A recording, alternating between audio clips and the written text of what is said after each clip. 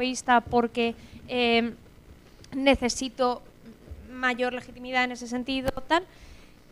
Creo que se le ha dado mayor importancia. Ahora reconozco que en cuanto a si se le ha dado más importancia en términos globales o específicos, no sabría decir si ha habido políticas concretas o hay aspectos concretos donde tengan más o menos importancia. En términos globales sí, y ha ido increciendo. ¿Alguien lo ve de manera distinta? Óscar. Pero con matices. Para mí, o sea, voy a ser inocente y buena gente y pensar que originalmente seguía habiendo interés en la opinión de los ciudadanos. Tengo mis dudas, la verdad, bastante serias, porque yo sí que pienso que al final la Unión Europea tiene, digamos, un pasado un poco gris a principios de los años 2000. Que, en donde quizás en todo este movimiento de ¿cómo lo habías llamado? ¿Consenso permisivo? Sí. Consenso permisivo. Era menos relevante la opinión de los ciudadanos, ¿no? Porque al final la economía iba a su ritmo y tampoco era muy necesario enterarse mucho de qué querían exactamente determinados colectivos de la ciudadanía, porque, digamos, molestaba en cierto sentido, por así ponerlo en términos simples, molestaba al buen funcionamiento de la economía en ese momento. Sí que estoy de acuerdo con Alba en que, sobre todo para las últimas elecciones, había un repunto importante, y a mí me sorprendió mucho participando en yo creo que uno de los eventos de estos lo has mencionado antes también, pero soy fatal para los nombres. El foros como para que la gente se informase sobre la Unión Europea. ¿La Conferencia para el Futuro de Europa? Eso es, la Conferencia para el Futuro de Europa. Dentro del marco de esa conferencia, si no estoy equivocado, han hecho bastantes eventos, a lo mejor bastantes en España, incluso en Madrid. Yo que sé, que juntaban a gente universitaria de distintos lugares. Hablamos de Europa, ¿verdad? Sí, hablemos de Europa, el futuro de Europa, sobre política social, económica y tal. Y yo participé en uno de esos y me llamó la atención porque la verdad es que yo pensaba que lo hacía un poco más por mí que por otra cosa, pero luego realmente hubo bueno, no sé hasta qué punto trascendió, pero hubo una intención, por lo menos formal, de que trascendiera. Y eso me llama la atención, y yo es algo que es verdad que antes no estaba tan conectado, pero que me cuesta ver en esa época, digamos, en esa etapa entre el 2000 y la crisis. O sea, digamos que parecido, pero con más. Aquí, no sé si alguien quiere añadir algo más. Porque, digamos, si nos quedamos en el debate teórico, en el concepto de la teoría, lo ha mencionado Óscar, esta noción de consenso permisivo, ¿no? La teoría nos dice que hasta los años... lo divertido de ese término del consenso permisivo es que se plantea por primera vez en un artículo de 1970 que nos dice que a partir de entonces va a haber menos consenso permisivo. Claro, lo divertido es que entre el 70 y realmente finales de los 80, para todos los Estados miembros seguimos en ese contexto del final del consenso de consenso permisivo, ¿no? ¿Qué quiero decir con esto?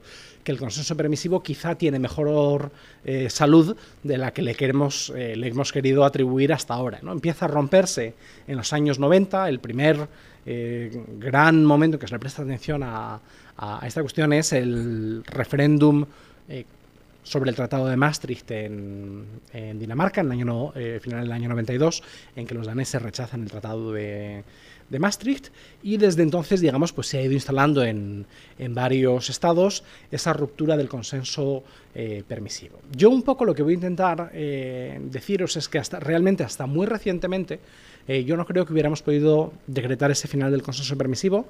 Primero, porque en muchos Estados miembros, como por ejemplo España, realmente hasta la crisis del euro, pues seguimos en ese contexto del consenso permisivo. El domingo pasado hubo un artículo muy interesante en el Mundo por el corresponsal del Mundo en Bruselas.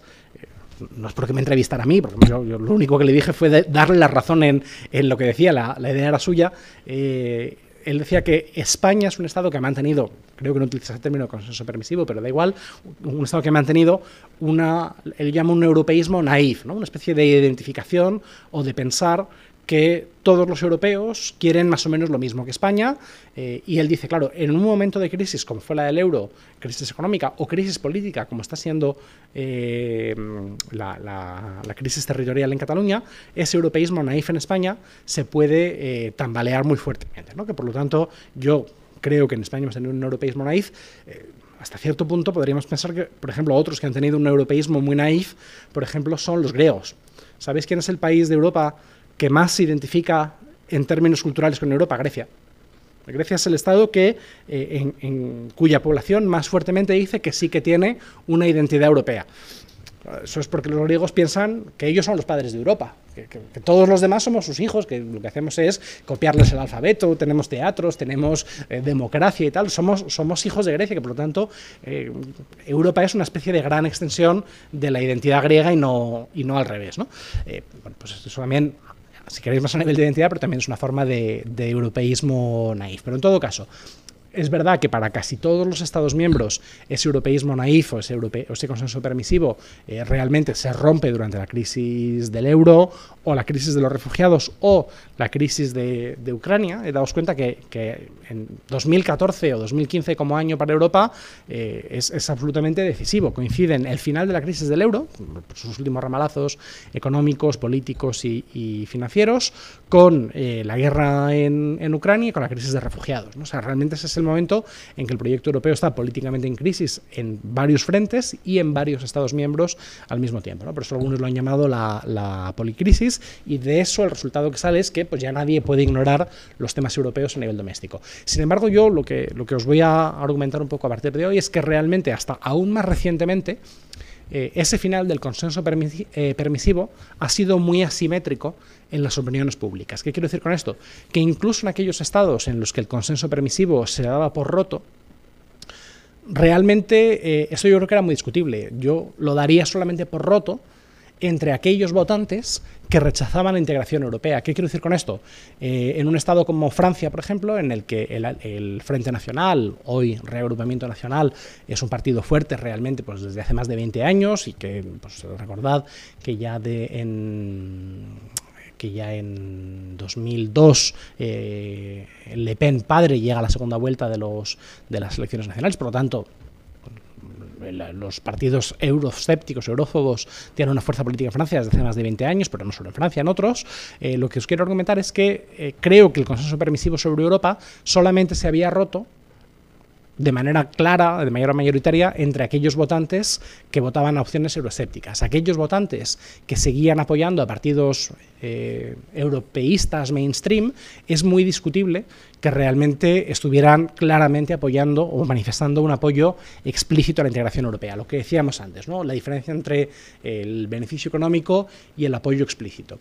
Aquí lo que creo que es muy interesante es ver que hay un actor, como por ejemplo Emmanuel Macron en Francia, que lo que está haciendo es precisamente transformar ese apoyo tácito a Europa en un apoyo explícito. Macron lo que hace es ofrecerse a sí mismo como una especie de reverso europeísta del Frente Nacional. Allí donde el Reagrupamiento Nacional, o el antiguo Frente Nacional, nos dice Europa mal, inmigrantes, neoliberalismo y demás, Macron lo que pretende es hacer una defensa tácita y explícita de la integración europea. Y creo, eso es lo que creo que podemos llamar nuevo europeísmo, que estamos empezando a ver en varios Estados miembros. No exactamente en el modo de Macron, ni siquiera en un modo favorable a la integración europea, pero sí que estamos viendo que aquellos partidos que tradicionalmente defendían Europa un poco, como dirían los franceses, faute de mieux, ¿no? Es decir, pues, de manera casi rutinaria, casi burocrática, hoy empiezan a decirnos que para sus votantes hay claros límites a lo que pueden aceptar, que incluso tienen que deconstruir el apoyo, y eso en sí mismo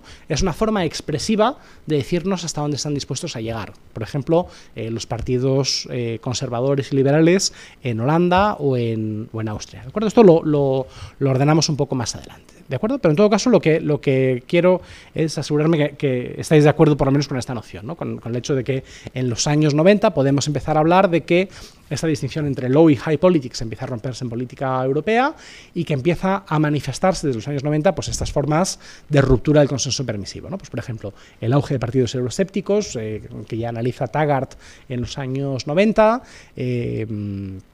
formas de politización de la integración europea y, por ejemplo, formas incluso de clasificación del euroescepticismo. Desde finales de los años 90, principios de los 2000, tenemos varias clasificaciones que nos dicen, bueno, atención, cuidado, cuando hablamos de euroescepticismo estamos metiendo en una misma caja a gente que es bastante diferente, ¿no? Yo os pongo, por ejemplo, una clasificación de Cesario Aguilera de Prat, profesor de la Universidad Autónoma de Barcelona, pero que valdría para otros autores, ¿no? Que nos dice, hay que separar, por ejemplo, lo que sería el eurocraticismo del eurorealismo de los euroreformistas. Lo que os voy a proponer es que intentemos hacer una especie de tipología de estas formas de política, ¿no?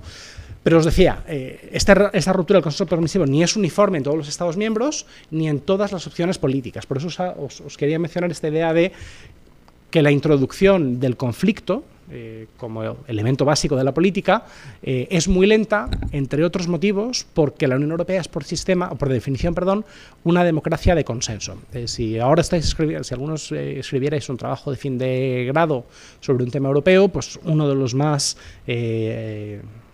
sexy, digamos, es la politización de la integración europea, ¿no? Ahora hay una literatura amplísima y de lo más variada sobre esta cuestión, pero muchas veces tendemos a pensar en politización con una definición demasiado común. Hay un artículo muy interesante de Peter de Wilde, que es el autor más citado en esta cuestión de la politización, junto con Yanis Papadopoulos, un politólogo griego de la LSE, de la London School of Economics, que ya en el año 2011 nos decía que en una política de consenso, en un sistema consociativo, como decimos los politólogos, como es la Unión Europea, la politización no tiene por qué expresarse necesariamente tal y como lo esperaríamos en un sistema, digamos, mayoritario o de confrontación entre gobierno y oposición. Y esto lo que está haciendo es que la aparición de esa dimensión o de esa politización como variable importante en la toma de decisiones en Bruselas, esté dando lugar a una serie de reequilibrios o de reacomodos políticos en los que creo que hay que incluir, por ejemplo,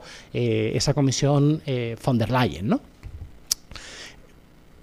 Pero sí que quiero que desde el principio tengáis clara esa idea de que la Unión Europea es una maquinaria de consensos, ¿no? Si alguna vez, si alguno de vosotros habéis pensado en ser funcionarios de la Unión Europea, si vais a hacer algún tipo de máster en estudios europeos, una de las cosas que se enseña a los estudiantes de máster en estudios europeos, y os lo digo porque doy clase en Brujas y un poco de esto de formar europeístas he visto, es aprender a buscar compromisos, ¿eh? O sea, una de las cosas que se valora en Bruselas es defender arduamente tus posiciones. Cuando digo defender compromisos no consiste en seamos hermanos, abracémonos, no, en Bruselas se dicen cosas, auténticas barbaridades de los rivales, digamos, a defender brutalmente tu posición, pero a nunca abandonar la mesa de negociación. No estamos de acuerdo, pero vamos a reunirnos las veces que hagan falta, las horas que hagan falta, vamos a hacer todo tipo de trampas al solitario hasta que alcancemos algún tipo de acuerdo, ¿no? A eso me refiero con la máquina de consensos, no que se abandone el legítimo interés de cada uno, pero sí que cada Estado es consciente de que al final lo que le interesa por encima de defender su interés concreto es aún más alcanzar el compromiso, ¿no? Y que en Bruselas realmente todo está diseñado para alcanzar compromisos, ¿no? Y eso se resume en esa famosa frase de las biografías de Jean Monnet, que si no las habéis leído, perdón, de las memorias de Jean Monnet, que si no las habéis leído es un libro especialmente recomendable para un europeísta, porque a veces tenemos la imagen de Jean Monnet como una especie de, o a veces damos la impresión de Jean Monnet como si fuera el europeísta naif del que hablábamos antes. No, Jean Monnet era un hombre extremadamente práctico. Creo que no era un cínico, pero desde luego era un hombre extremadamente práctico, ¿no? Y tiene esa frase, sin embargo, que suena muy idealista, que es al hacer la integración europea no coaligamos estados,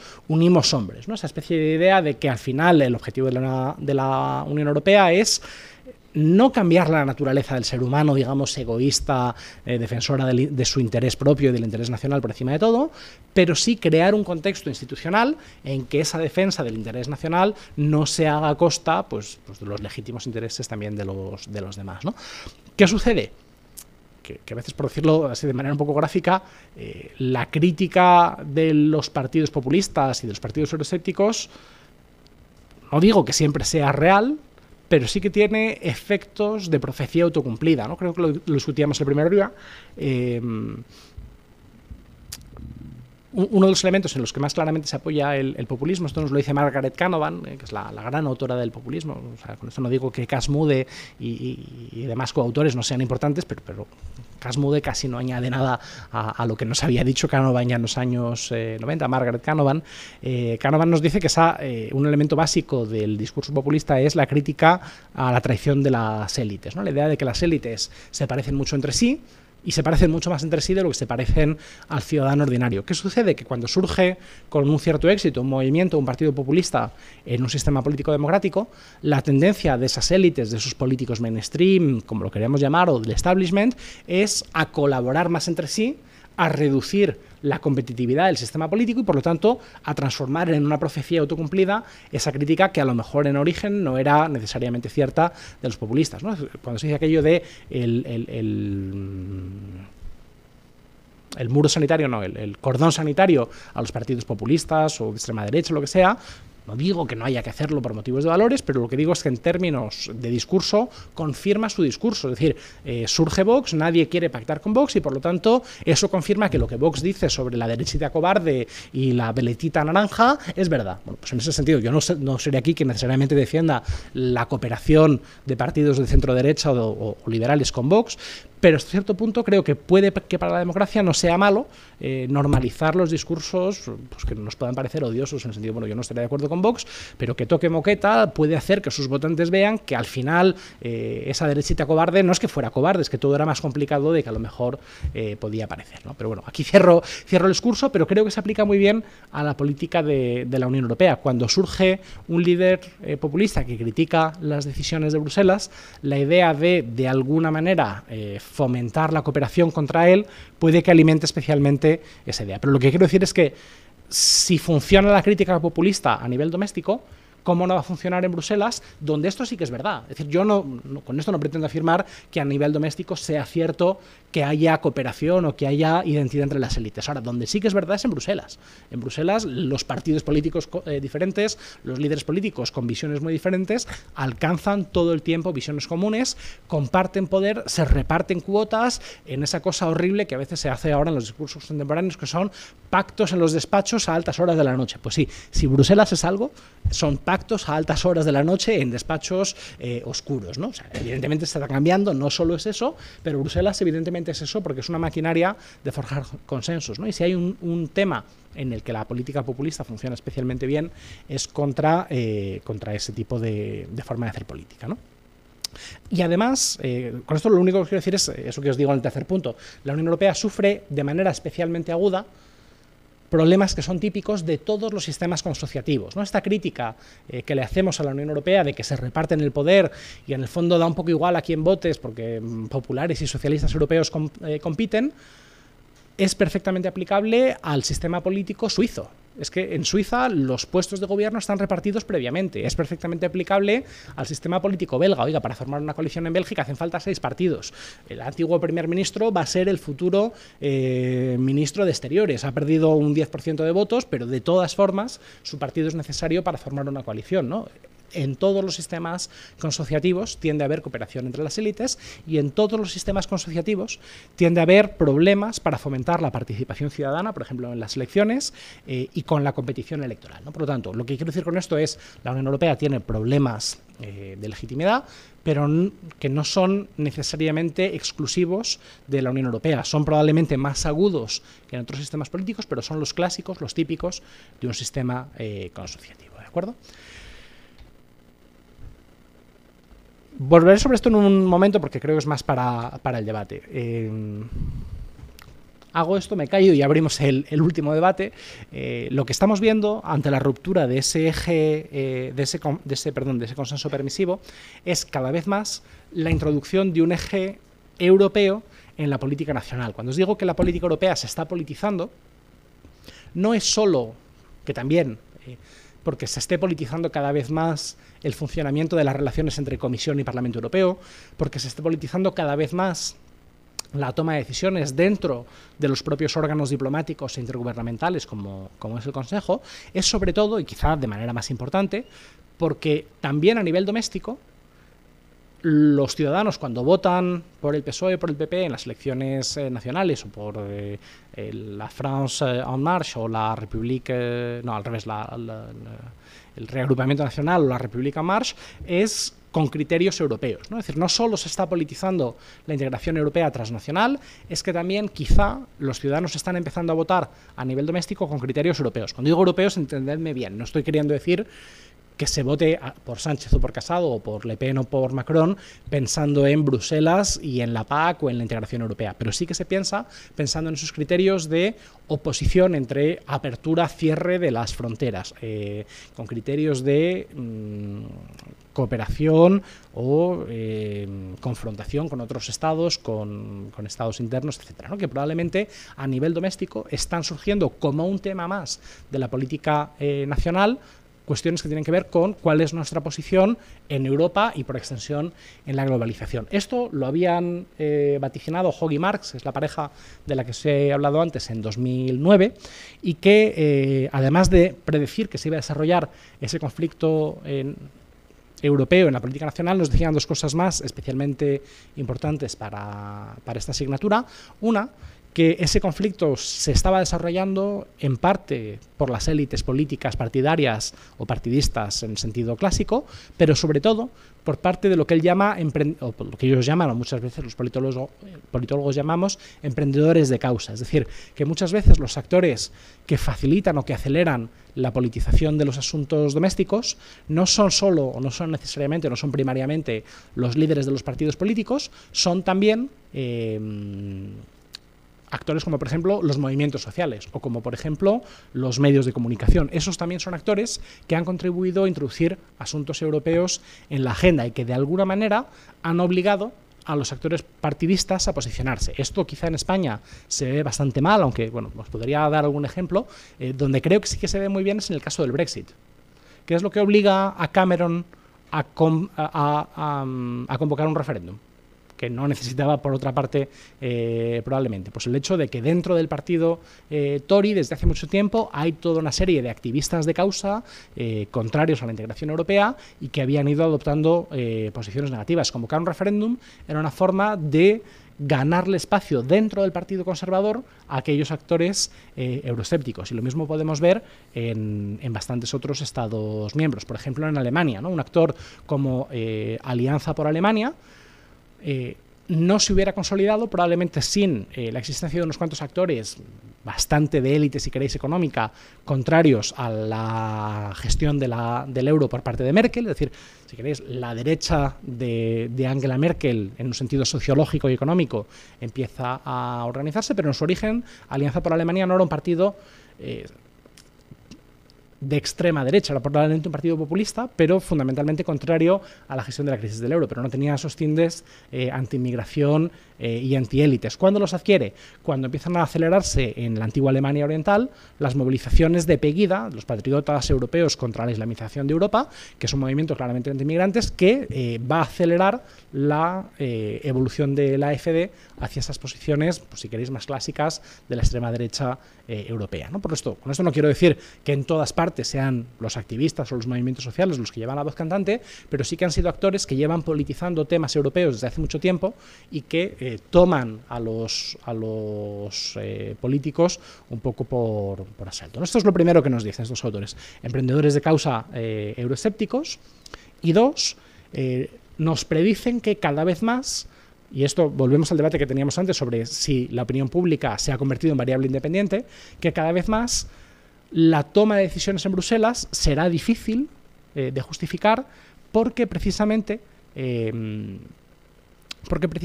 estará más politizada. Dice, donde antes era fácil alcanzar, o no era fácil, por lo menos era posible alcanzar un consenso, uno renunciaba a algo, otro renunciaba a otra cosa, se alcanzaba un punto intermedio. Hoy eso será más difícil porque las consecuencias de las decisiones en Bruselas tendrán costes a nivel doméstico. y que por lo tanto será más difícil que los políticos puedan ceder en posiciones que les pueden costar la reelección, ¿no? Aquello de Zapatero, de me cueste lo que me cueste, haré lo que toca hacer para responder con Bruselas. Los políticos, bueno, pues dirán cada vez menos, me cueste lo que me cueste, no, pues yo no voy a hacer algo que me cueste mi carrera política por bien de Europa o por bien del compromiso europeísta, ¿no? Esto creo que es interesante. Creo que es interesante por dos motivos, que es que creo que Hauge y Marx en ese artículo de 2009, que aunque sea antiguo, si os interesa este tema os invito a leerlo porque es muy rico y todavía es un artículo muy citado al respecto.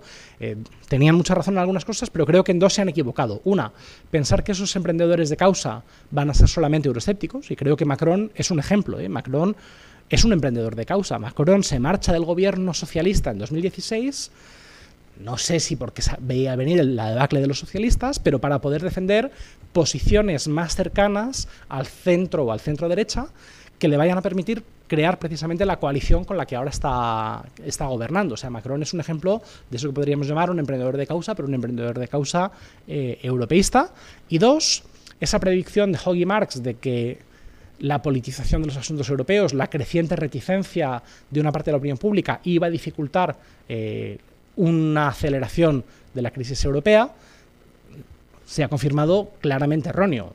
En los últimos 10 años se ha construido mucha más Europa que en los 20 previos. Otra cosa es que se haya construido en una forma politizada, en una forma que, digamos, ha supuesto dificultades políticas para los gobiernos, incluso que ya no argumenta para la democracia. Pero es indiscutible que hoy tenemos más Europa de la que teníamos hace 10 años antes de la crisis del euro, ¿no? Por lo tanto, la predicción no se confirma del todo cierta. Hay otro autor que también es especialmente interesante, Hans-Jörg Trenz, profesor de la Universidad de Copenhague, que precisamente nos argumenta esto, ¿no? En un libro de 2016 nos dice que, a pesar del creciente descontento con la integración europea, esto no se ha traducido en cambios sustantivos de las políticas públicas. Esto volveremos sobre ello más adelante, pero coincide con toda...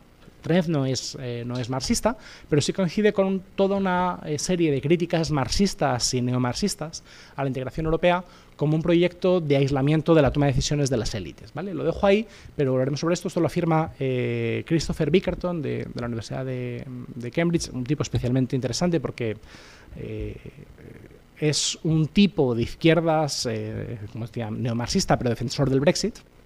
La izquierda Lexit, que se llama, la idea de salir de la Unión Europea para poder reconstruir el Estado social a nivel doméstico, y él precisamente tiene un término que es absolutamente fascinante, una nueva teoría del Estado, que es decir que en Europa ya no hay Estados-nación, solamente hay Estados-miembro. Que es un Estado miembro, es un Estado que se concibe a sí mismo despojado de algunas características básicas de la soberanía y que además, y precisamente por ello, extrae su legitimidad, lo que decíamos antes, de las bases de apoyo social a un régimen político, no solamente de su relación vertical con su ciudadanía, sino también de su relación horizontal con otros estados. Esa idea de Zapatero de me cueste lo que me cueste, a lo mejor, porque no estoy diciendo que Zapatero no sea un tipo que os pueda caer bien, mal o regular, no pretendo posicionarme sobre la figura de Zapatero, pero a lo mejor hay que entender que no hubo tanto un glorioso sacrificio de Zapatero en el altar del europeísmo, como a lo mejor simplemente la muestra de que la rendición de cuentas en Europa ya no solo se efectúa de forma vertical entre gobernantes y ciudadanos, sino también de manera horizontal entre gobernantes. Es decir, que los regímenes o los gobiernos europeos quizás están perdiendo algo de responsividad política de cara a los ciudadanos, de hacer lo que prometen en las elecciones, pero porque están ganando en responsabilidad frente a otros gobiernos y frente a instituciones transnacionales como la Comisión, como el FMI, etcétera, ¿no? Esto Bickerton lo firma para decirlo de manera crítica. Hay quien en ello ve también una forma de nueva forma de gobernanza más responsable. Pero en todo caso, Trent lo que nos dice es que de alguna manera desde 2016, desde a lo largo de toda la década del 2010, hemos visto un cierto aislamiento del proceso de toma de decisiones de ese descontento ciudadano. Es decir, que a pesar de que el consenso permisivo podríamos pensar que se estaba terminando, la insatisfacción, la crítica ciudadana, el voto a partidos populistas no necesariamente se ha traducido en una ralentización, sino al contrario, una aceleración de la crisis europea. ¿Qué quiero decir con esto? Que aunque desde el punto de vista de comunicación, y es lo que haremos en esta asignatura, nos vamos a fijar más en la novedad, y eso me permito volver antes simplemente un momento al título de la obra del CIS, que veis ahí, la roja y gris. El título es Crisis y continuidad, ¿no? A lo largo de la crisis hemos querido fijarnos en los elementos de novedad, y ha habido muchas y muy interesantes. Quizá lo que tenemos que entender es que, a pesar de todo, lo que predomina en la opinión pública es un cierto consenso permisivo y una cierta tendencia a pensar que todavía se pueden alcanzar compromisos entre norte y sur de Europa, lo que hemos visto antes respecto a la crisis, ¿no? Y ahí el último elemento, y ya lo hemos anticipado anteriormente, lo que os decía antes sobre ese clivaje entre GAL y TAN, entre Green Alternative Libertarian y Traditional Authoritarian Nationalist, nos pronosticaban esa recomposición de la política nacional en torno a un eje GAL-TAN, es decir, que cada vez menos importarán las oposiciones entre izquierda y derecha en el sentido tradicional, y cada vez más importarán la oposición entre aquellos que defienden posiciones liberales y abiertas frente a aquellos que defienden posiciones autoritarias y nacionalistas. Esto daos cuenta de que, por ejemplo, en España todavía explica muy poco la política doméstica, pero es casi literalmente el discurso político tanto de Macron como de Le Pen, ¿no? Macron nos dice: olvídense de las pequeñas y legítimas diferencias que podemos tener socialistas y liberales, nos une más de lo que nos separa, que es la defensa de la República, la defensa de la libertad, de la democracia y de Europa. Y frente a eso, Marine Le Pen lo que dice es: dejen de pensar en mí como la extrema derecha, yo quiero unir a todos aquellos que quieren defender al pueblo francés de las intrusiones de las élites neoliberales y transnacionales, ¿no? O sea que, en el fondo, este eje GAL-TAN, aunque en algunos países todavía funciona muy mal, empieza a, no sé si explicar los movimientos de fondo, pero al menos el discurso político de algunos actores. Esto de olvidemos las pequeñas diferencias, centrémonos en lo que nos une. ¿En España quién es? ¿Perdón? No estaba yo pensando en Errejón, no sé por qué Errejón. me has pillado por sorpresa, perdón, Óscar. Coge el micrófono.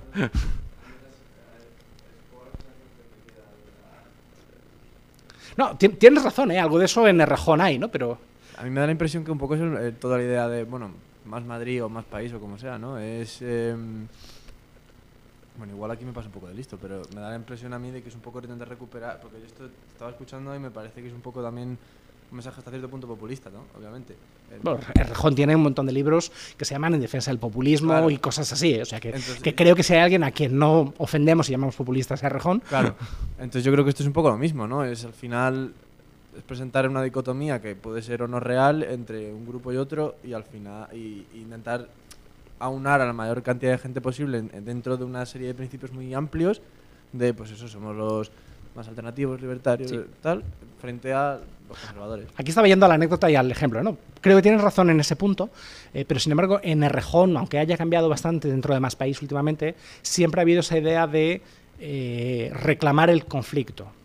O sea, que Errejón es verdad que pretende trascender las fronteras tradicionales de izquierda-derecha, hace eso de resignificar la patria, incluso salir con la bandera de España, que, bueno, pues buena parte de la izquierda tradicionalmente, si no rechaza, por lo menos no identifica tan claramente como propia, pero Errejón tradicionalmente lo que sí que hace, y eso forma parte de una estrategia populista, es reclamar el conflicto, ¿no? Es decir, bueno, Errejón no va a decir aquello de olvidemos lo que nos separa, va a decir no, al contrario, unámonos en torno a lo que tenemos en común, que es muy fuerte, pero que también nos separa muy claramente de otro grupo, ¿no? O sea, que estaba pensando en otra fuerza política. Perdón. Albert Rivera, hoy en Desarrimadas, ¿no? Esa idea de el constitucionalismo, la vía 212, eran 212, no 221, bueno, ya no me acuerdo, los diputados de Ciudadanos, PSOE y PP, todos reunidos. Esa idea, en el fondo... Ciudadanos siempre ha querido ser un poco el Macron español, ¿no? Entonces esa idea de unámonos en torno a lo que nos une, olvidemos izquierda-derecha, posicionémonos en ese eje GAL-TAN. En España los GAL, para Rivera, no lo digo yo, para Rivera los GAL serían los constitucionalistas, ¿no? Los defensores de la democracia y de la libertad. ¿Quiénes serían para Rivera los TAN? Los nacionalismos, sí. Y la extrema izquierda y la extrema derecha. Es decir, le salió... No, pero ahora no lo digo yo, pero os estoy traduciendo el discurso de Rivera. Pero precisamente lo que... Sí, o sea, sí estoy de acuerdo, pero lo que os quiero decir es Estas categorías académicas puede que expliquen muy mal algunos estados, especialmente mal España, pero si son importantes es precisamente porque no solo son ya categorías académicas, es que ya se han traducido en categorías de análisis y de práctica política. Otra cosa es que quien las quiere aplicar se estrelle, ¿eh? O sea, que precisamente a lo mejor no hay que escuchar tanto a los académicos y hay que decir, oye, esto a lo mejor no explica tanto, pero precisamente lo que os quiero traducir es que estas categorías han ido más allá del análisis académico y empiezan a aplicarse también al debate político. Hay quien quiere hacer encajar un poco a lo bestia en moldes que desde luego no están hechos para eso, esa idea de oponer a los liberales demócratas frente a los tradicionalistas autoritarios no democráticos. Eso creo que en España no tenemos esa oposición, no tenemos ese eje doméstico y por eso quien lo quiera aplicar le ha ido muy mal, pero lo que nos interesa es que a pesar de que no exista, me parece que se puede encajar. Tenías dos manos levantadas, perdón. Alba, ¿y tu nombre es, perdona? Álvaro. ¿Y Alba? ¿Querías añadir algo?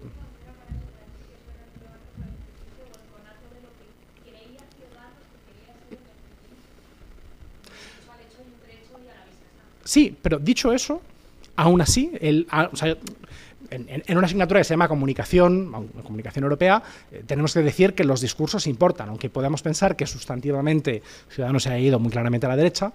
Lo que pretende Ciudadanos es imponer su versión de la derecha. O sea, la política en el fondo tiene mucho de judo, ¿no? Tú estás en una posición objetiva de debilidad, lo que vas a intentar es utilizar la fuerza de tu rival y todavía hoy Ciudadanos mantiene un poco ese discurso, que es decir, bueno, vamos a gobernar con el apoyo más o menos tácito de Vox, o más o menos explícito de Vox, pero hacerlo para el constitucionalismo, la defensa de las libertades.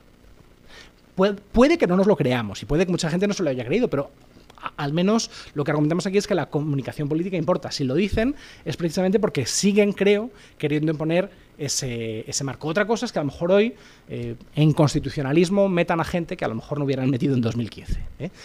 Pero o sea, tampoco quiero ser injusto, no creo que todo el mundo en Ciudadanos ni siquiera hoy en día piense que Vox es constitucionalista, pero sí que seguir utilizando ese marco constitucionalista es una forma de a lo mejor legitimar a actores como Vox, es decir, bueno, pues tenemos algo en común con ellos, ¿no?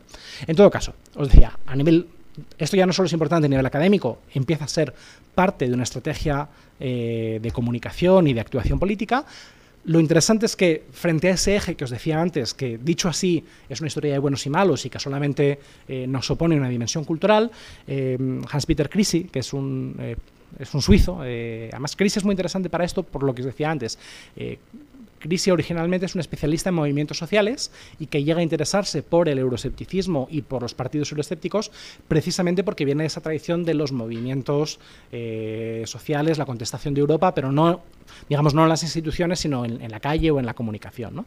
Y él lo que nos dice es que esa dimensión exclusivamente cultural que piensa que tenía Hauge Marx es errónea porque está de acuerdo en que está apareciendo ese eje europeo en la política nacional, pero está apareciendo en torno no principalmente a conflictos identitarios, digamos, sino en torno a conflictos distributivos y redistributivos, ¿no? Lo que decíamos antes de los perdedores de la globalización. De la forma, yo creo, esto no lo digo yo, lo dice el propio Krisi, lo que nos dice es que ese eje distributivo, que podía parecerse en el origen mucho al eje izquierda-derecha, o sea, porque podríamos haber imaginado perfectamente una derecha, qué sé yo, neoliberal, defensora de la apertura y de los ganadores de la globalización, digamos, y una izquierda defensora del cierre. Lo que nos dice Krisi es que precisamente, no sé si habéis oído a Piketty cuando dice aquello de la izquierda Brahim, ¿no? Que la izquierda cada vez más se identifica con lo cultural y menos con la defensa de los trabajadores en el sentido material.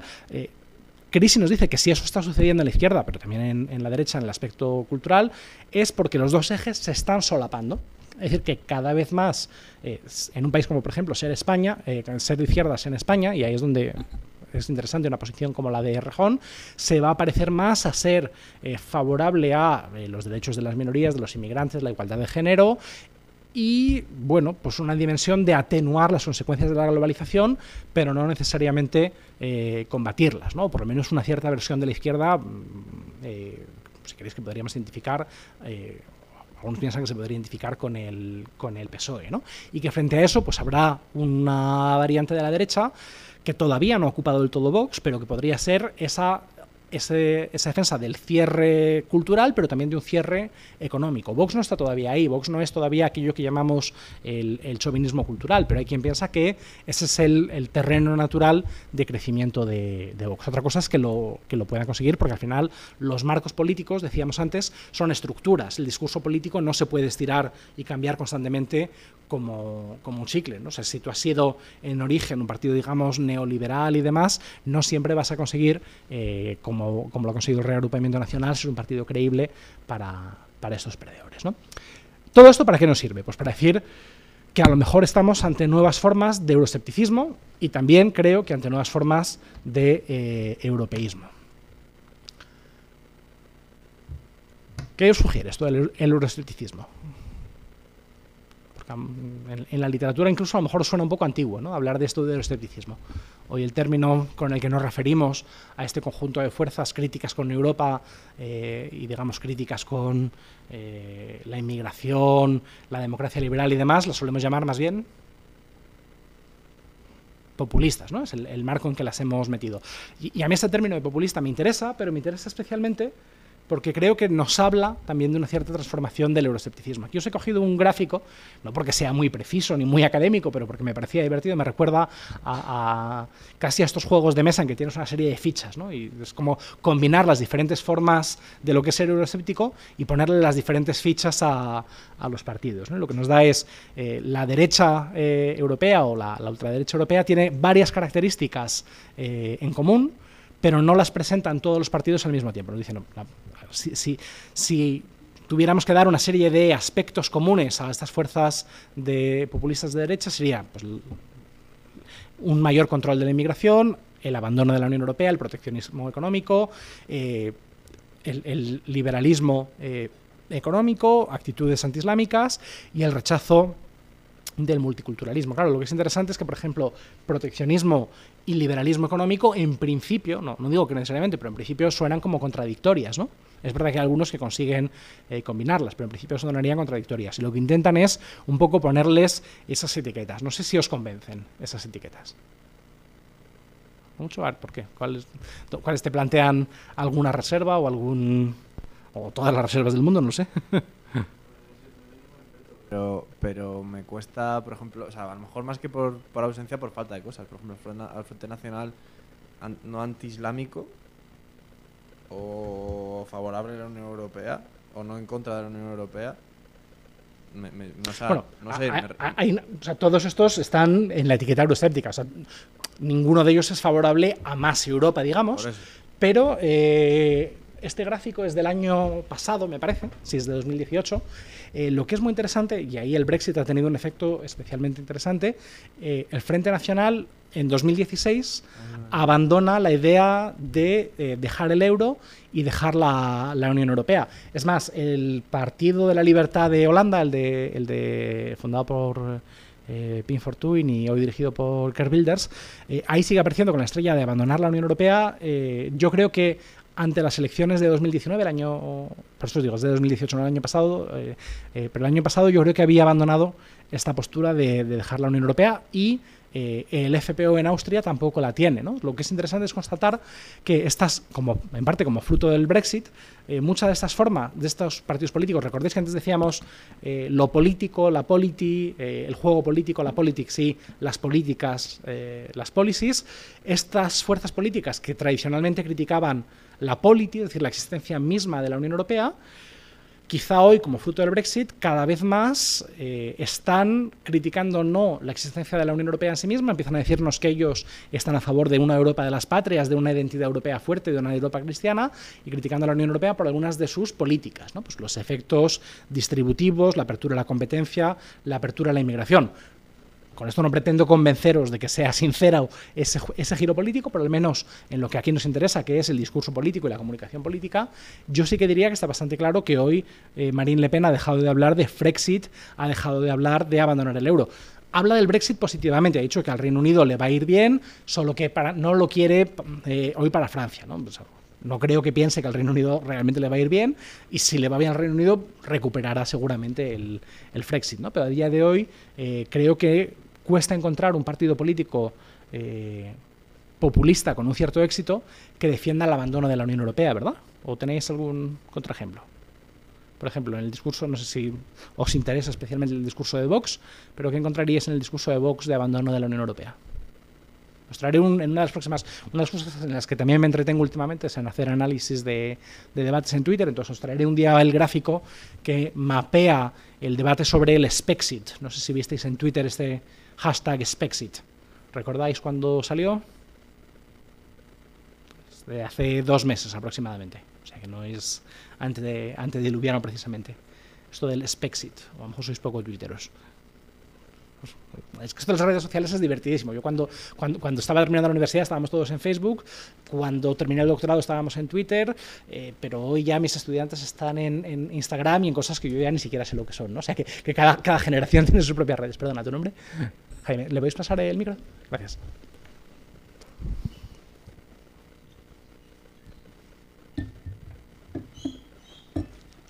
Yo las mayores críticas que he visto de Vox hacia la Unión Europea ha sido por el asunto de Cataluña. Exacto. Y las decisiones que ha tomado el Tribunal de Justicia de la Unión Europea. Lo del Spexit fue una reacción.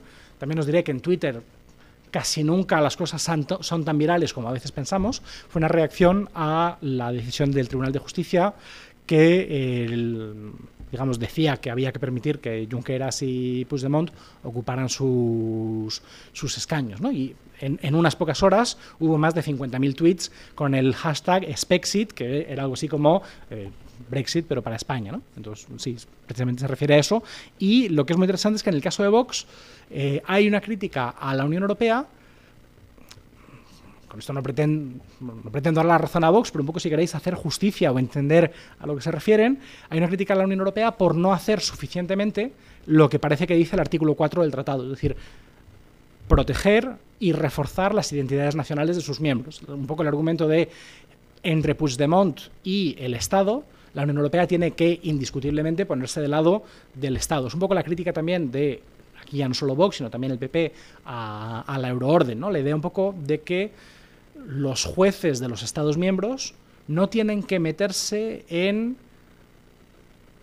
las decisiones de los demás porque se presupone que son democráticas, que son correspondientes al Estado de Derecho. La idea de que esto es un club de iguales y que yo tengo que fiarme de que el juez español ha aplicado correctamente el Estado de Derecho. Frente a eso, la otra visión sería más bien decir, oiga, pues claro que yo me fío, es eso que dicen los ingleses, ¿no? La confianza está bien, el control es mejor. Bueno, pues yo me fío de que los tribunales españoles aplican correctamente en general el ordenamiento comunitario. También creo que legítimamente puedo pensar que en un caso concreto un juez español puede equivocarse y que pues no tenemos que por el principio de respeto mutuo a las decisiones judiciales y demás comprar un error, ¿no? Que precisamente lo que consistiría una mayor integración europea es también en un mayor control mutuo y un mayor diálogo entre tribunales, ¿no? Pero porque precisamente un poco el discurso de Vox es ese, que la Unión Europea tiene que reforzar a España. Y lo que dice Vox es que más bien parece que se está convirtiendo en una oportunidad para internacionalizar el discurso del proceso, ¿no? Perdona, Jaime. Que además yo veo también un poco de espejo con el discurso independentista que antes del 1 de octubre se tenía mucha confianza en Europa hacia la propia Europa y sobre esa identidad política que iba a defender los derechos humanos, la democracia. Y entonces un poco lo que hemos estado hablando antes de la identidad política con los valores políticos de la Unión Europea y la identidad cultural.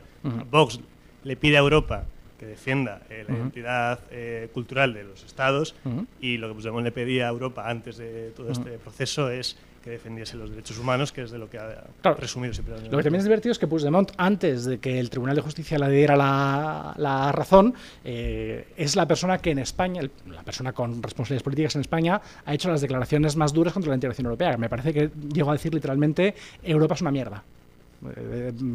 Literalmente, porque es un club de estados fuertes que se dan la razón mutuamente y si esto es Europa, no quiere Europa.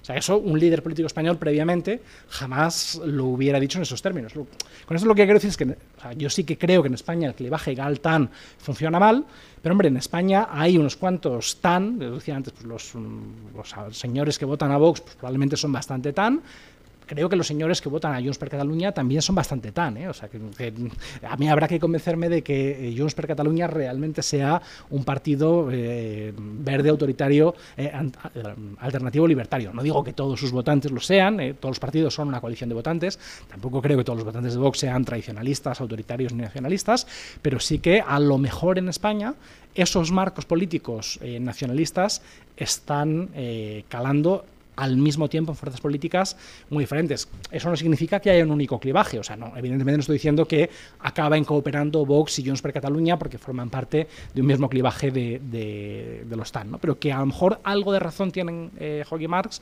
cuando nos afirman que se está consolidando esa posición, ¿no?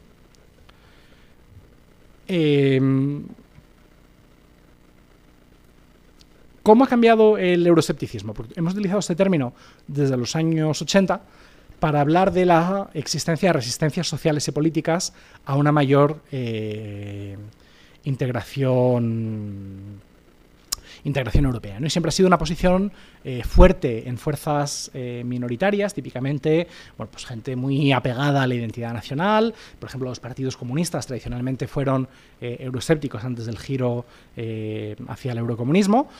Y en los años 80, de manera más moderada, pero en algunas fuerzas muy mayoritarias, como por ejemplo los Tories, siempre han tenido un alma euroescéptica, pero también el PASOK, ¿no? Cuando a veces había quien pensaba que la muerte del PASOK en Grecia en 2010, o en la década de 2010, era una confirmación del auge del populismo y de la muerte de las políticas mainstream, el PASOK nunca ha sido un partido mainstream en relación con Europa. O sea, no es que siempre haya sido euroescéptico, pero nunca ha formado parte de la gran familia socialdemócrata europea en relación con la integración europea. Los socialistas del PASOK siempre han sido unos socialistas bastante nacionalistas para la media de los partidos europeos, ¿no? Sin embargo, esto empieza a cambiar en los años 2000 y empiezan a aparecer términos nuevos para tener en cuenta algunas de estas evoluciones, ¿no? Por ejemplo, una oposición a la Unión Europea en partidos que tradicionalmente han sido muy favorables. Si cogéis declaraciones hoy de Fidesz, es el partido de Orbán. Si cogéis hoy declaraciones de Orbán, la semana pasada me parece que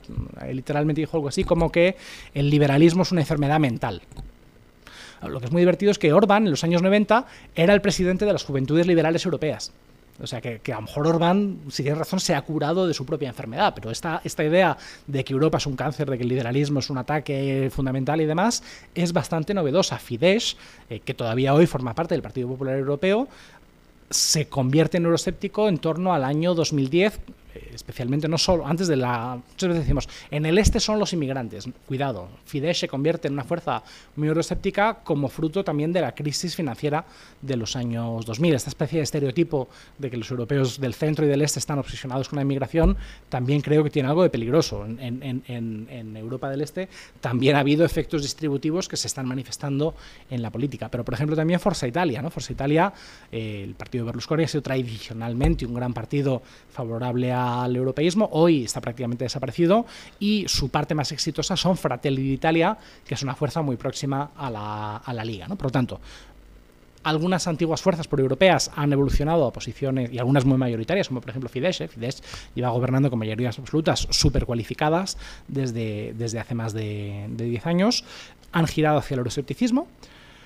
Han crecido y han accedido al gobierno nuevas fuerzas políticas, como por ejemplo Syriza, o han accedido al gobierno antiguas fuerzas políticas que se han hecho mucho más mayoritarias, como la Lega en Italia. Es especialmente interesante que además este nuevo euroescepticismo está cada vez más vinculado al populismo, es decir, ni el PASOK ni los Tories de los años 80 eran fuerzas populistas y sin embargo sí que eran fuerzas euroescépticas, ¿no? ¿Qué quiero decir con esto? Que hasta los años 80 y 90 podíamos tener fuerzas claramente euroescépticas en el sentido de contrarias a la integración europea o por lo menos favorables a deconstruir aspectos del proceso europeo, pero sin embargo no se apoyaban en esa oposición radical entre élites y pueblo, y sin embargo hoy me cuesta mucho identificar a un partido euroescéptico que no sea populista, ¿no? Que por lo tanto ha habido una transformación dentro de los propios discursos euroescépticos hacia posiciones más populistas y actitudes críticas entre actores antiguamente favorables a la Unión Europea. Duró muy poco tiempo en la Secretaría General del PSOE, y con esto no estoy diciendo ni que el PSOE es euroescéptico ni que Rubalcaba hubiera sido un euroescéptico, pero durante la Secretaría General de Rubalcaba de la Unión Europea, si hicierais una pequeña búsqueda en la hemeroteca de declaraciones de Rubalcaba sobre la Unión Europea, hay una actitud bastante más crítica hacia la Unión Europea de la que ha tenido ningún otro líder del PSOE. Puede que fuera una cuestión personal, puede que fuera una estrategia en ese momento. Estamos en 2010, en lo más duro de la crisis, en 2011, 2012, en lo más duro de la crisis económica, o sea, también se puede explicar por motivos estratégicos, pero en todo caso sí que vemos que fuerzas que tradicionalmente han sido favorables a la integración europea, bueno, pues si no se convierten en euroescépticas, que no es el caso del PSOE, desde luego, sí que han tenido en algunos momentos pues actitudes más críticas. El ejercicio a lo mejor que os quería proponer es que tomemos esa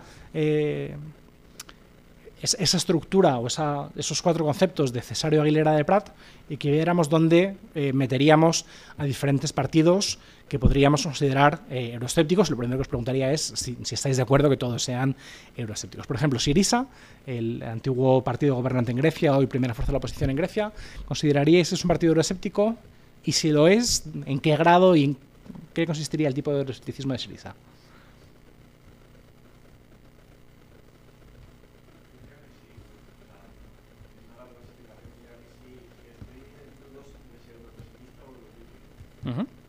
Aquí tendremos que aclarar los conceptos, ¿no? ¿Qué sugiere? Europesimismo, eurofobia, eurocrítica y europragmatismo. ¿Cómo definiríais? Si alguien nos dice yo soy europesimista.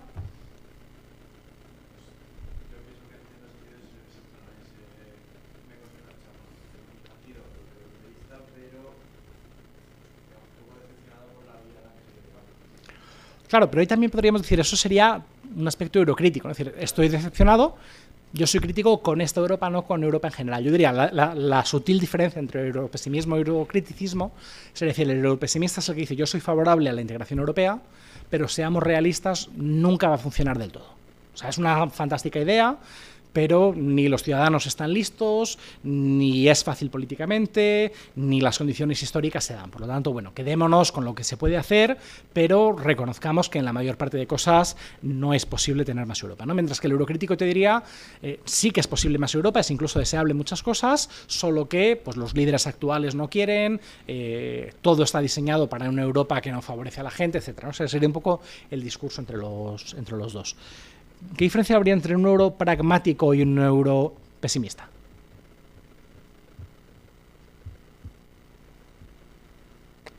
¿Alba?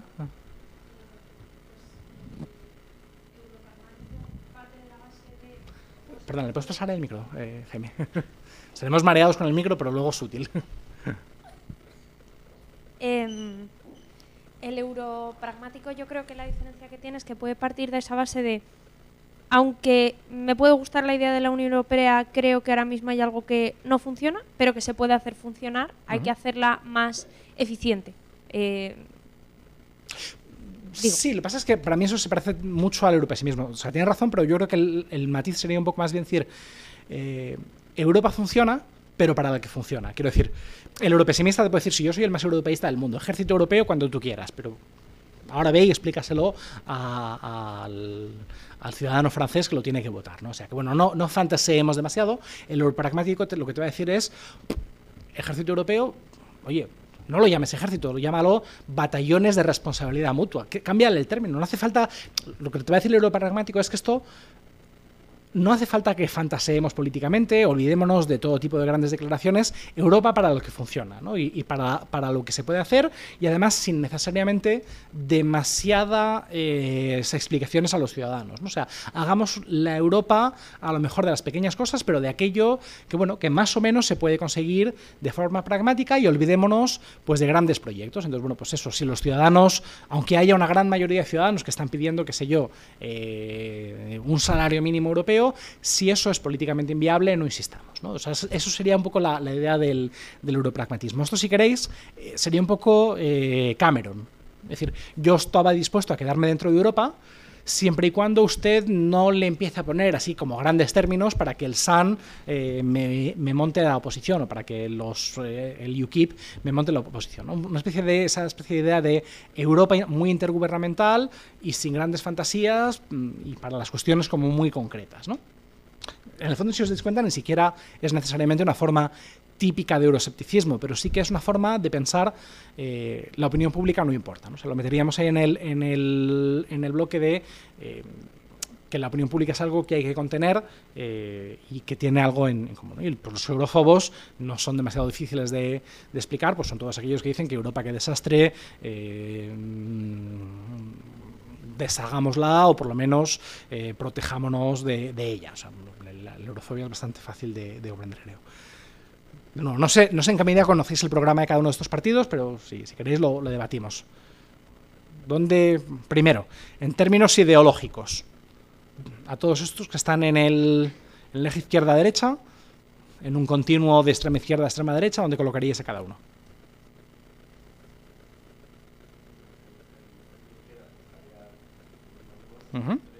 Sí.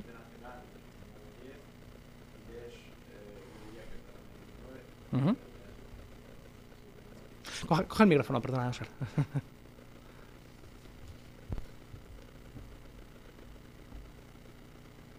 Fidesz yo creo que también estará sobre el 9, aunque igual me paso, pero es que tengo ahí rencillas personales.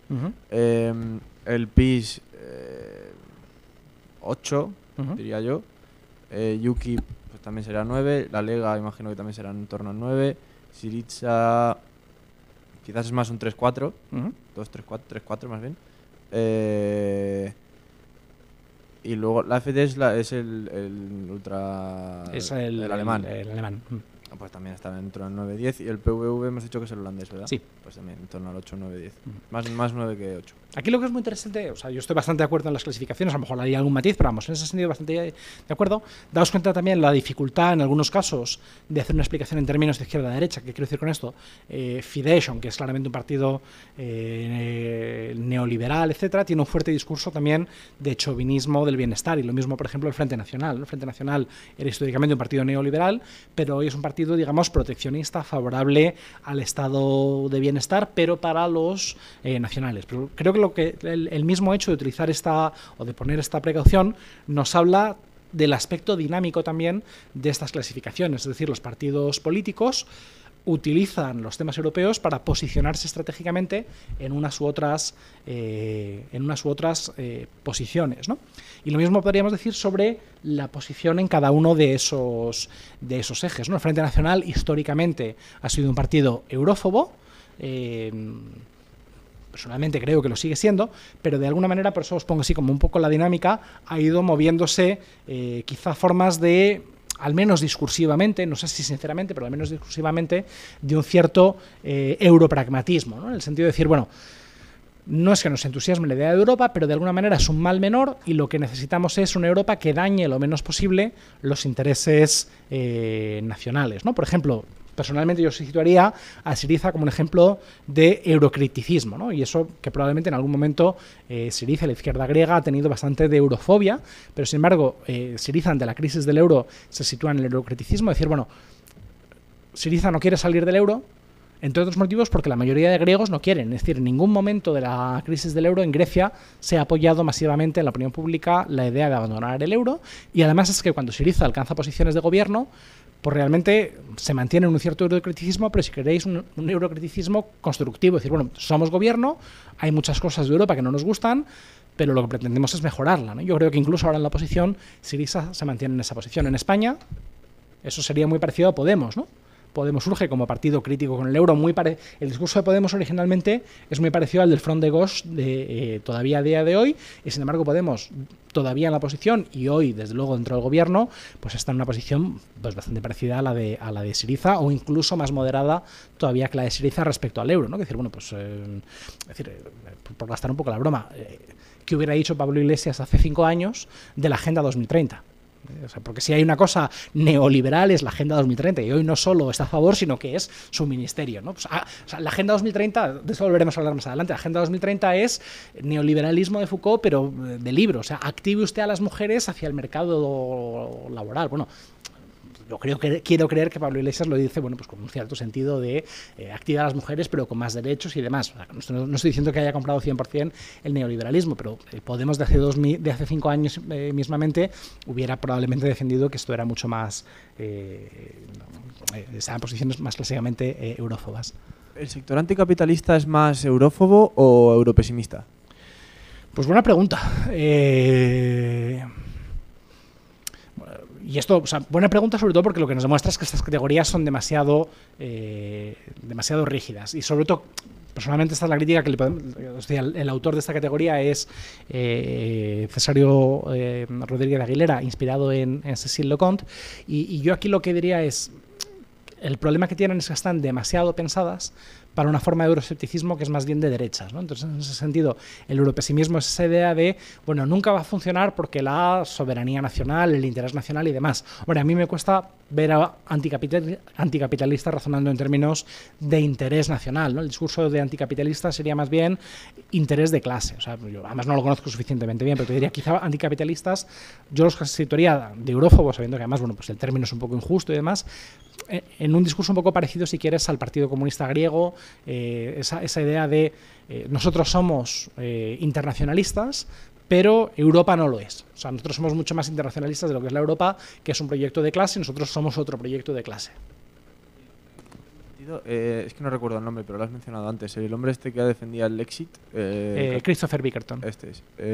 Sí, sería un discurso bastante más moderado, si quieres, en algún aspecto que el de anticapitalistas, pero tendría algo de eso, ¿no? De que Europa es un proyecto de clase y precisamente la mejor contrarreacción de clase es recuperar la soberanía nacional. Si os interesan estos discursos del euroscepticismo de izquierdas, hay un libro bastante interesante que se llama, además no es específico sobre Europa, pero habla bastante de Europa, se llama Reclaiming the State. Es como recuperar el Estado. Es de tiene que ver con Europa porque son dos autores, Mitchell, que es un profesor de una universidad australiana, ahora no recuerdo cuál, y Fazzi, con F-A-Z-I, que es un periodista italiano basado en Bruselas. Entonces, bueno, pues él es el que aporta la parte esa sobre Europa, ¿no? Entonces, bueno, yo creo que esta categoría o estas diferencias dentro del euroescepticismo es útil hacerlas, es decir, que no todos los euroescépticos piensan igual. La crítica que yo le haría a este esquema es, por una parte, quizás sea demasiado rígido, probablemente, como hemos dicho también, está más pensado para fuerzas políticas más conservadoras que a lo mejor del euroescepticismo de izquierdas.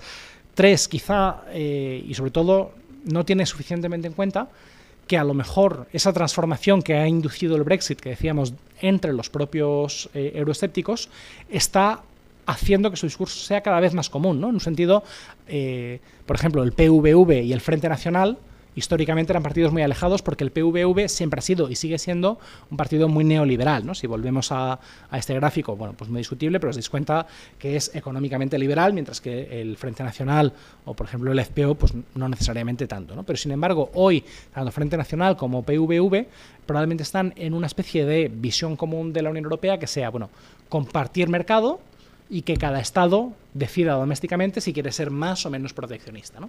Claro, eso tiene un problema discursivo que es, si usted comparte mercado, al final no va a ser tan fácil que cada Estado decida si quiere ser más o menos liberal o más o menos favorable al bienestar. Pero bueno, al menos a nivel discursivo creo que se puede entender así.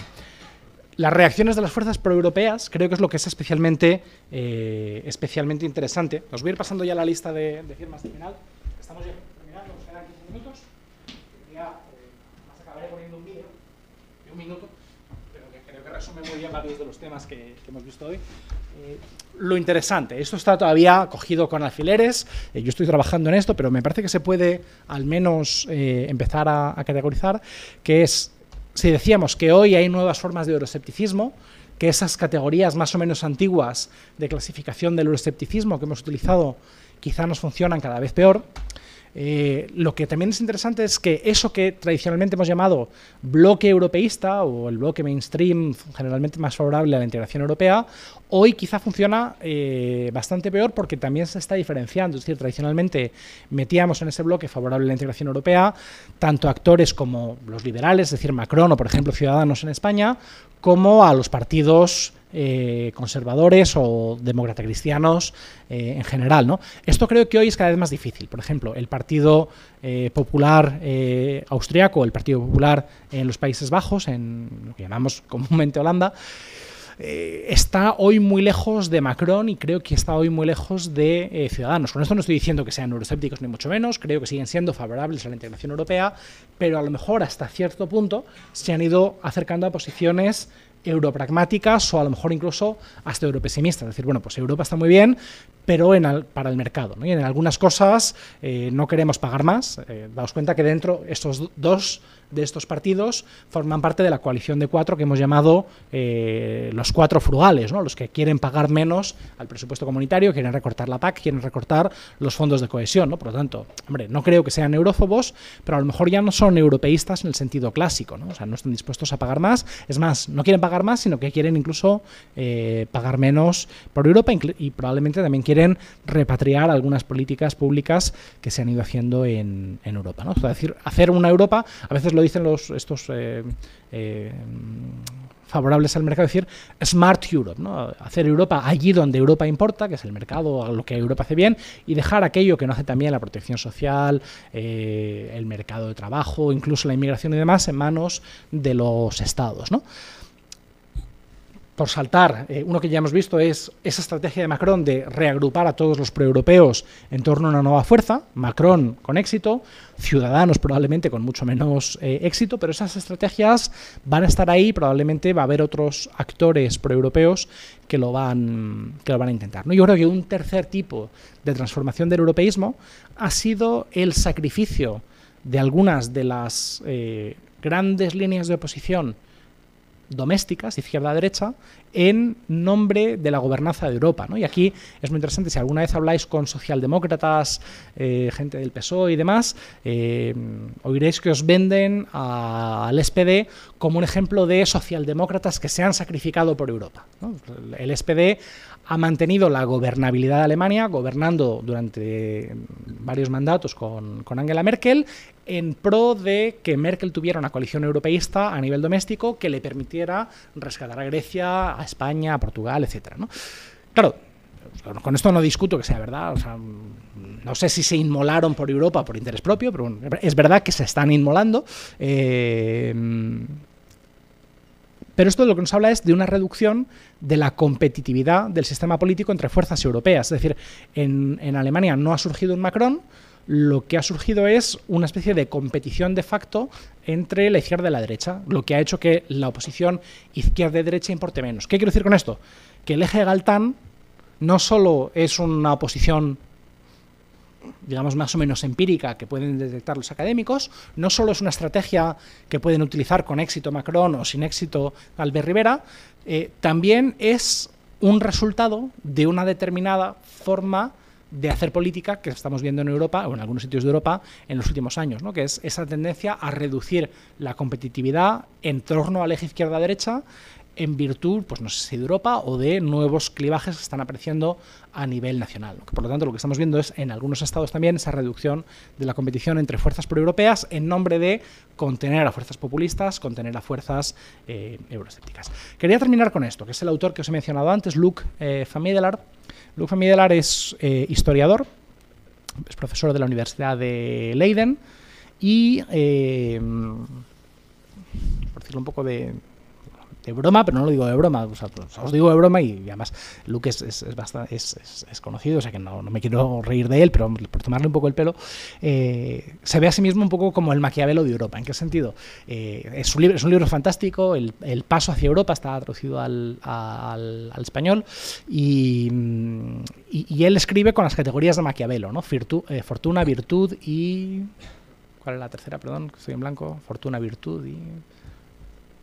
Las tres categorías, bueno, da igual, las tres categorías del príncipe las aplica a la Europa actual. ¿Y por qué os digo esto? No solo porque utiliza las categorías de Maquiavelo, sino porque él, en lo peor de la crisis del euro, de los refugiados y demás, era el asesor y el responsable de escribir los discursos del presidente del Consejo Europeo, del primer presidente del Consejo Europeo, Herman Van Rompuy, ¿no? El antiguo primer ministro de Bélgica, que accedió a la presidencia del Consejo Europeo cuando se creó el cargo. Y entonces él escribía un poco desde esa atalaya del consejero del príncipe, ¿no? Y aconsejándole que, bueno, pues intente imponer la virtud a la fortuna. Y tiene en ese libro, que como os digo, además, aparte de un libro interesante de teoría política, es un libro de historia de la integración europea y que además plantea no solo una buena historia de la integración europea y no solo un debate en teoría política de lo más interesante, es que además plantea pues no lo plantea solamente él, pero actualiza los términos de las clásicas teorías sobre la integración europea. Y lo que nos dice es, Europa es un proyecto intergubernamental, pero es un nuevo tipo de intergubernamentalismo. Frente a eso que os decía antes de Mayone y de Moravchik, de que, bueno, los estados dejan la política para el nivel doméstico, lo que hacen en Bruselas es diplomacia, lo que nos dice Van Middelaar es, sí, los estados son los que dirigen el proyecto europeo, pero lo hacen de forma extremadamente política. Cuando se reúnen no se dedican solamente a hacer esa especie de cambalache entre intereses meramente materiales, están haciendo política en el mejor y en el peor sentido, ¿no? Y él concibe, muchas veces los periodistas, veréis que yo me voy a meter muchas veces con la forma de hablar de Europa de los periodistas, pero aquí muchas veces en los medios de comunicación se utiliza un término para Europa que es el club de los 27, que es especialmente adecuado para describir lo que entiende Luc Van Middelaar. Lo que él nos dice es que los Estados miembros de la Unión Europea son un club, en el sentido casi clásico de un club de señores, de caballeros decimonónicos, una especie de hermandad. No significa que todos se lleven estupendamente, ¿no? Si habéis visto esas películas de Sherlock Holmes y demás, bueno, pues los clubes son un sitio muy elitista y ese es un parvenu, un nuevo rico y todo el mundo sabe que le engaña a su mujer y no sé qué tal. O sea, en los clubes la gente no es que se lleve necesariamente bien, pero hay una especie de código de honor al que subyace una unión de intereses, pues de clase, de grupo, de lo que queráis, ¿no? Incluso de género. Y la Unión Europea es eso, un club de gente que no necesariamente se lleva demasiado bien, que no necesariamente se gusta demasiado, pero que saben que sus destinos están ligados y que si al uno le va mal, va a repercutir en el otro. Y que por lo tanto se acaban ayudando, no necesariamente por simpatía, no necesariamente por amistad o por hermandad, y volvemos a lo que decíamos antes de la solidaridad, no por solidaridad en el sentido cristiano, sino por solidaridad en el sentido de Durkheim, solidaridad mecánica, ¿no? O sea, nos tenemos que ayudar porque tenemos demasiados intereses en común, ¿no? Esto describe muy bien el Brexit. ¿Por qué la Unión Europea le ofreció muchísimas mejores condiciones y muchísimas más excepciones y nuevos opt-outs al Reino Unido, es decir, a Cameron, antes del referéndum que después? Porque antes lo necesitábamos. Una vez que se ha producido el Brexit, no ganas nada, lo tratas como un tercer estado. Lo único que quiero decir con esto es, lo que nos dice Van Middelaar es que los estados, y en esto va en el mismo sentido de lo que decía Bickerton, cuando decíamos que eran Estados miembros que son responsables los unos o los otros. De hecho, los dos autores, Van Middelaar y Bickerton, forman parte de lo que podemos llamar el nuevo intergubernamentalismo, que os decía, es un intergubernamentalismo politizado. Los dos lo que nos están diciendo es eso, que esto es un club de estados que se ayudan, pero que además se ayudan políticamente, que mutuamente intentan reforzarse y hasta garantizarse que, bueno, aunque no nos llevemos demasiado bien, mejor que siga uno de estos a que quién sabe quién viene después de Berlusconi o de quien sea. Bueno, en todo caso, dentro de ese libro, que, como os digo, os aconsejo que mínimamente que os interese la Unión Europea, os aconsejo que lo leáis, porque aparte de todo está bien escrito. No me da comisión, pero os lo digo porque sinceramente creo que está bien escrito y es interesante. Dentro de ese libro hay un capítulo dedicado a cómo aumentar la legitimidad de la Unión Europea, ¿no? Y quería terminar con esto porque nos vuelve a llevar a varios de los debates que hemos planteado. Como os decía, está bien escrito y os pongo ahí el ejemplo porque él se apoya en varias tradiciones culturales europeas para darnos tres estrategias diferentes. Voy a empezar por abajo, porque me he reservado el vídeo para el final, que es especialmente divertido para acabar. Nos dice, hay una estrategia alemana, entendiendo por alemana la cultura, ¿no? Con una K mayúscula, que es crear identidad colectiva. Alemana en el sentido contemporáneo, patriotismo constitucional, espacio público, Habermas. De esto del espacio público vamos a volver a hablar mucho en las próximas sesiones. La idea sería crear algo así como o una identidad cívica. Habermas, por ejemplo, lo defendió en un artículo bastante famoso en el año 2001 en la New Left Review, que era ¿por qué Europa necesita una constitución? La idea de crear una constitución para Europa para que sea un momento, o sea, Europa necesita una constitución para tener un momento constituyente, un momento en que todos los europeos nos presentemos a las urnas en un referéndum y decidamos colectivamente qué queremos ser. En el fondo, si os dais cuenta, no pretendo decir que la convocatoria de la Conferencia para el Futuro de Europa de von der Leyen esté al nivel de lo que esperaba Habermas, pero esta idea sigue subyaciendo a bastantes debates de los que estamos teniendo últimamente en Europa, ¿no? Esa idea de que todos los europeos tenemos que juntarnos en una gran noche electoral y decidir juntos qué queremos ser. Pero también hay otra estrategia alemana que es, bueno, pues un poco fomentar lo que tenemos en común respecto al resto del mundo. Aquí, por ejemplo, hay un debate interesantísimo en el que, de nuevo, si estáis pensando en un trabajo de fin de grado o si dentro de un par de años empezáis a pensar en un trabajo de fin de máster, podéis escribir algo bastante centrado en la actualidad, lo que algunos están llamando la geopolitización de Europa, ¿no? El discurso de Macron, pero no solo de Macron, de muchos líderes europeos, de que nos estamos quedando atrás, de que Rusia puede tumbar a un gobierno con un post en Facebook, de que el eje geopolítico del mundo está en el Pacífico, de que tecnológicamente no valemos nada, de que somos un pequeño nado. En esto hay mucho de discurso, ¿eh? O sea, yo no digo que Europa vaya a ser el rey del mundo, pero creo que a veces estamos acelerando un poco nuestro declive. Y frente a eso, ¿qué podemos hacer? Bueno, pues buscarnos un enemigo. No digo que Macron diga eso, pero sí, Macron se está buscando un enemigo, creo que Macron más interno, pero hay mucha gente en Europa que está buscando enemigos externos. Por ejemplo, os voy a poner 2 o 3 ejemplos, además de partidos distintos, para que veáis que no necesariamente me mueve, creo, un sesgo ideológico. Federica Mogherini, socialista, antigua vicepresidenta de la Comisión y responsable de la política exterior y de seguridad común, escribió en 2018 una estrategia europea de combate contra, atención, las fake news y la desinformación. Hombre, aquí podríamos decir, oiga, yo no digo que no haya que luchar contra las fake news y la desinformación, aunque a lo mejor soy un poco más crítico en este aspecto que por ejemplo, el profesor Tuñón, pero si hay que combatirlo, personalmente, esto sí que es una posición política, hubiera preferido que de eso se ocupara la Dirección General de Competencia, por ejemplo, obligar a Facebook a abandonar su posición dominante en el mercado, o a lo mejor la Dirección General de Derechos y Libertades y no la responsable de los asuntos exteriores. ¿Por qué lo digo?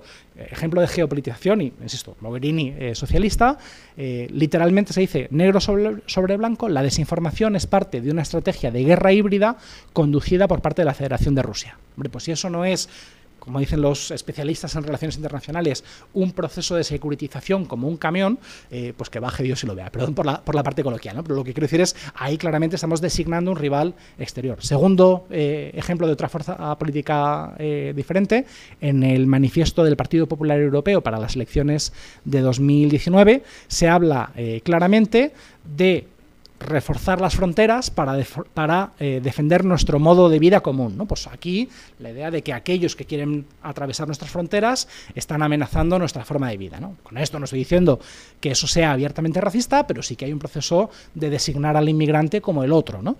Tercero, y aquí ya nos vamos a la familia liberal, Macron nos dice que tanto Rusia como Turquía forman parte de una gran alianza iliberal que amenaza a Europa. O sea que diferentes fuerzas políticas y diferentes líderes nacionales están en ese proceso de construir Europa frente a un tercero. Y esto puede funcionar, ¿eh? O sea, con esto no digo que sea necesariamente erróneo en cuanto a sus resultados, otra cosa es que nos parezca mejor o peor, pero eso forma parte de un debate político. Segunda estrategia de la que nos habla Van Middelaar, lo que él llama una estrategia griega, en el sentido de ser público, ser asamblea, ser griegos en el sentido doble de formar asamblea, de ciudadanos que discuten y deliberan, pero sobre todo, y por eso os digo, está bien escrito, tiene un sentido literario, ser griegos en el sentido de que somos un coro canta cada uno con matices diferentes, pero al final de esa diversidad se forma, una vez como en las obras de teatro clásico griego,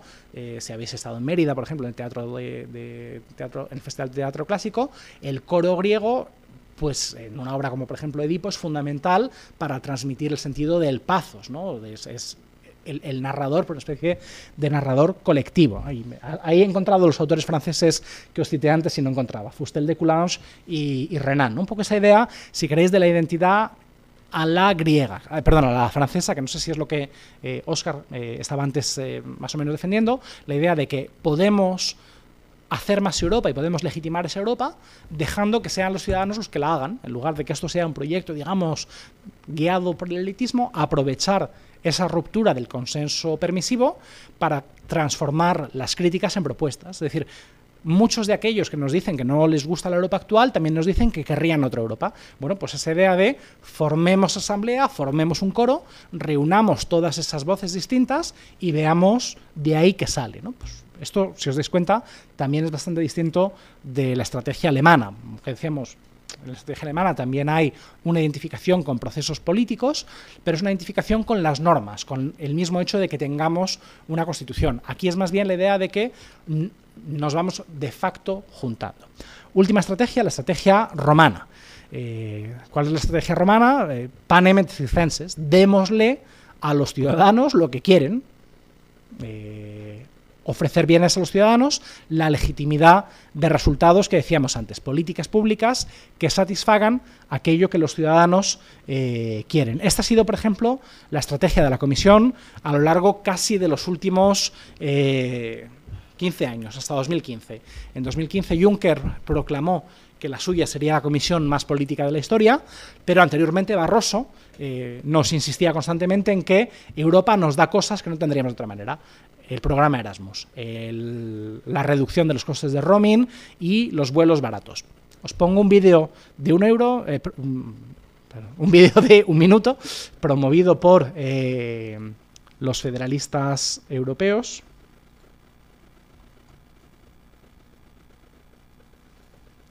No consigo clicar, así que lo copio. ¿Conocéis la película de la vida de Brian? Y recordáis la mítica escena cuando preguntan qué han hecho los romanos por nosotros, ¿no? Bueno, pues es lo mismo, pero aplicado a Europa. ¿Qué ha hecho Europa por nosotros?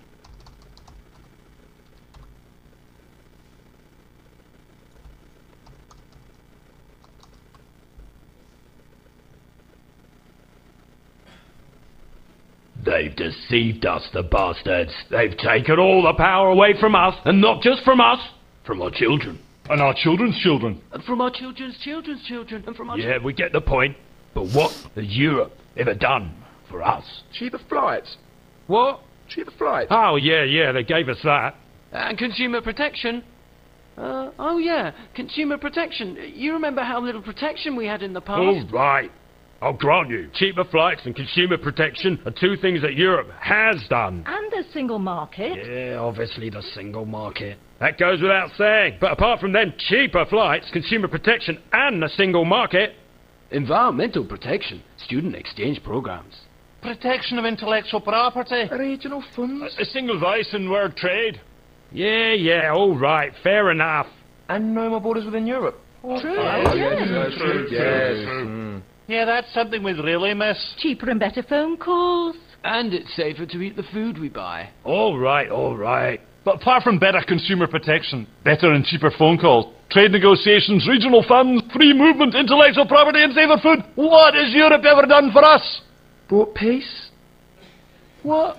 Peace? Oh, shut up.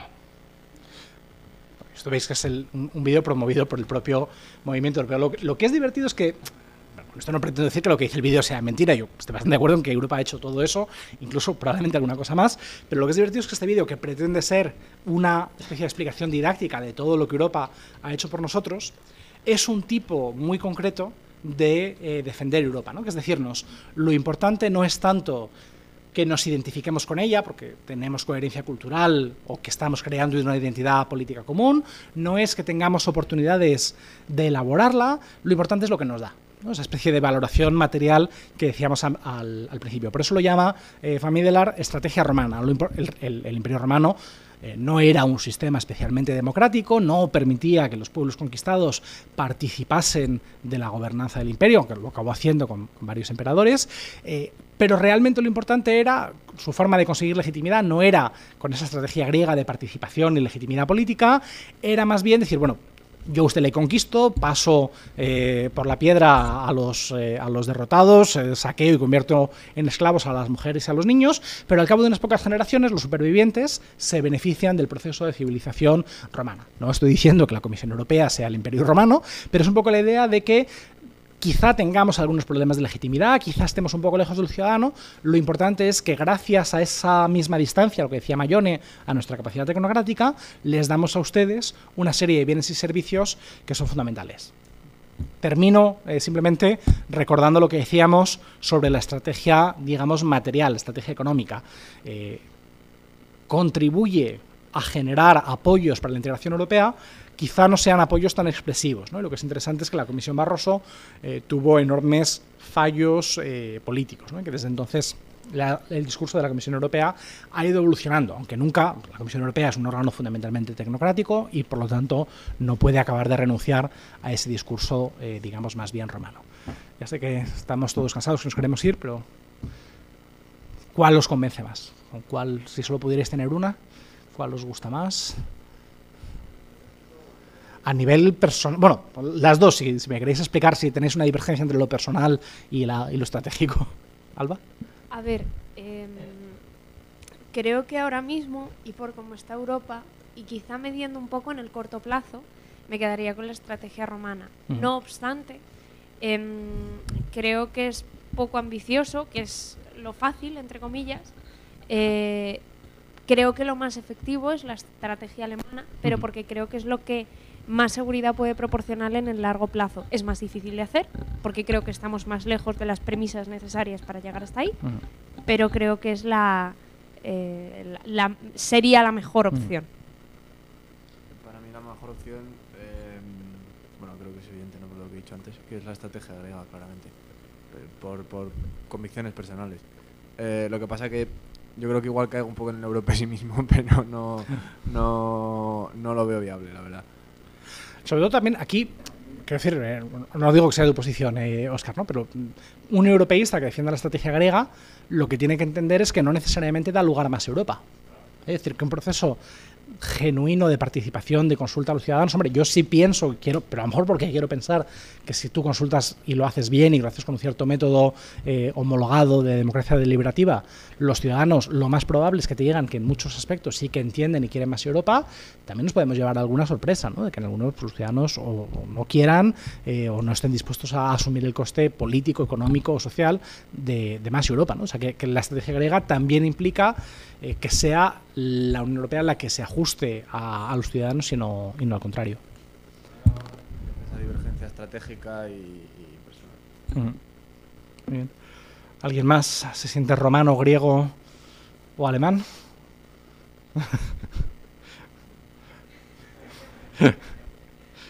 Muy bien, pues si os parece lo dejamos aquí. No os he comentado el tema de lo de las presentaciones, pero quizá ya el próximo día que estemos más. Lo que habíamos pensado es para los que hacéis el conjunto del curso, que en equipos de 2 hagáis un tema de presentación en uno de los talleres que tenemos a lo largo del seminario sobre un tema muy práctico. O sea, no se trata de repetir ni de hacer una parte de la clase, pero sí que cojáis, pues, no sé, el discurso de un partido político concreto, el programa de o por ejemplo, el debate entre candidatos a la comisión durante las elecciones, durante la campaña de las elecciones europeas, o que cojáis algún argumento durante la campaña del Brexit, o un debate en redes sociales y lo expongáis en 10 o 15 minutos. Y sobre todo que los pongáis en un punto de vista de debate, ¿no? Pues yo pienso que funciona muy bien, funciona muy mal, para que generemos una dinámica de discusión, ¿de acuerdo? Pero os lo explicaremos un poco más de detalle la semana que viene, ¿vale? Muy bien, pues que tengáis buena semana. Hasta el jueves.